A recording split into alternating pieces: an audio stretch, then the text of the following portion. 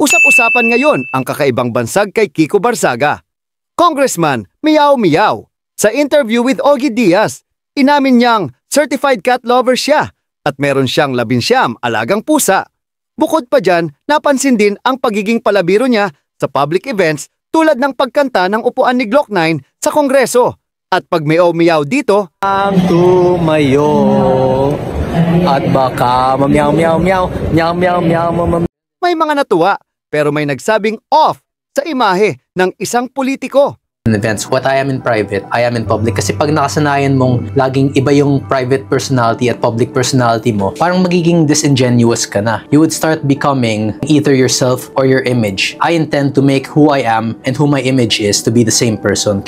Pero sa kabila nito, maraming pa ring bumibilib kay Congressman. Sa isang komento ng netizen, sinabi niyang, batang malaman ang utak, very articulate, sincere, brave, and ready to rumble against corrupt officials.